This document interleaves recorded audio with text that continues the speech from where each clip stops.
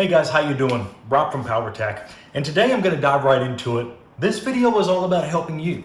It might help you pick a flashlight. It might help you maybe understand flashlights or flashlight technology. You know, at Powertac, we've got a little bit of salt in the game when it comes to tactical flashlights. And I think a lot of times people get a little bit confused with what a tactical flashlight is. And a lot of lights can be a tactical flashlight. When we say tactical, we think something that aids in deployment, something that aids in reliability, something that aids in user interface, something that aids in retention. To give you an example, you got a button on the outside here, you got a larger button. Some people might complain that that button's too big, or it's, you can accidentally trigger it.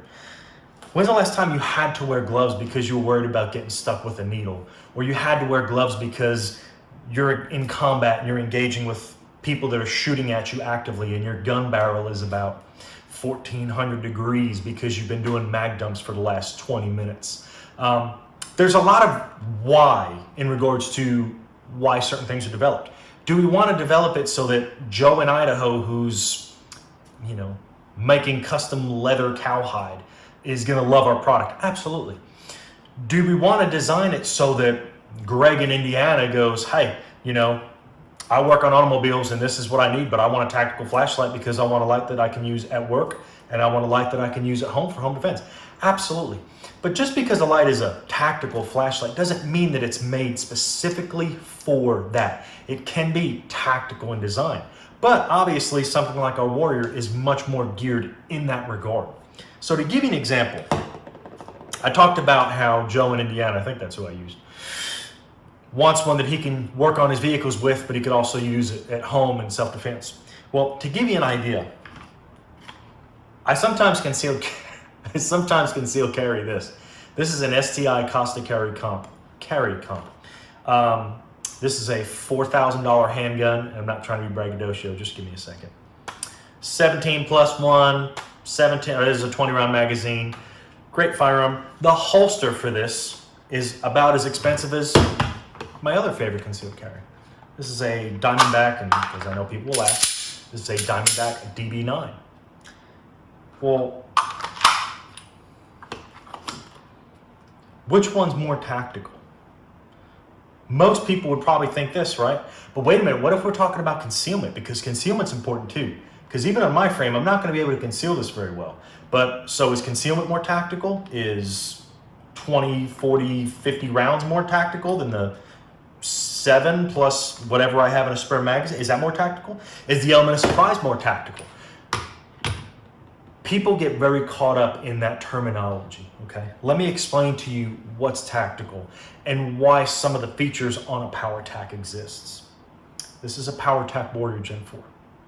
This light is 4200 lumens because I don't want somebody to have to run to their vehicle to get their second or third or fourth or fifth flashlight. I don't want them to have to use a flashlight to inspect a driver's license and do that. I don't know if you noticed that. Driver's license is a reflective surface, kind of like this. So if an officer goes to look at this, right, and uses a low mode like this, but turns around and uses a high mode like this, can you see the difference in my face? Okay. I don't want that for the officer. If you can't see that very well, how much is this being washed out? Can you tell that it's brick? Okay. Well, what if you have somebody and you have to decide whether this is a wallet or this is a handgun in a holster, or this is a 9mm or a snub nose revolver, and you have to make a shoot or no shoot decision, and this is what you're getting. Because if you see it anything like I would see it, and this is daylight. Lights are bright in daylight. They do that way worse at nighttime, especially when it's dark. If you had to make a shoot or no shoot decision, and you have 4200 lumens cranking out at it, is that tactical? Well, I digress. What if somebody's in a field 300 yards away and you don't know where he is and you want to have a tactical advantage on where he's at? So you want to make sure that when you illuminate that field, okay, you can illuminate it and get a pretty good flood so you can see footprints, you can put this light on the ground, and you can see maybe tracking. Okay, so there's a lot of reasons, there's a lot of method to the madness. Same thing. We talked about the glove thing, okay? That button's designed for a reason. That button's designed for a reason. Okay, great, Rob, you've got me. why do you use your method, or how do you use the Warrior? Perfect example, okay? I set mine on low mode on the side switch. So mine is usually right there. It's not on Firefly, it's on low mode. Okay, so let's say it's on low mode. When I get out of the car, okay, sometimes I do that, sometimes I don't. When I get out of the car, my flashlight's always oriented like this, okay? So if I need low mode, okay, I can look at it, look at the driver's license. It's not super reflective. Even off this aluminum, it's not super reflective, okay? But if I need something very reflective, or very bright rather, excuse me, I press straight onto my side contact button, which goes straight to strobe. Why do I do that? Well, if I need to flash a light really quick in a split second, I've got bright light. It's also disorienting. I love it. But I have the practicality. Now, I'm a click away, right? If I hold it down, there's that delay. So I almost always use this as a momentary contact. I almost always use it that way, right? And I can always cycle through the modes. But that's my why. Your why might be different. So when you're looking at a purchase and when you're trying to determine which Powertac works best for you, it might be worth getting onto the Powertac fan group, which is on Facebook, and checking us out and going, okay, I'm going to put a question on here and hopefully somebody that's an expert chimes in. Again, sometimes it can be the misinformation superhighway, but there's a lot of stuff you can learn from there. There's a lot of people you can talk to that can give you those great perspectives and give you those great ideas. Again, if you've got to make a shoot or no shoot decision, that's probably something super important to you.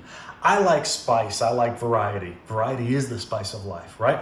So I have different options, but something like this covers my why very well. But again, I don't want to wash out areas really, really close. So that's why this slide is designed, and some of our lights are designed with this side button so that you can set and have that memory feature, and whenever you turn it off or on, whether it's a momentary, whether it's a solid click of the tail cap switch, okay, it stays on that setting so you know this is how my light is oriented.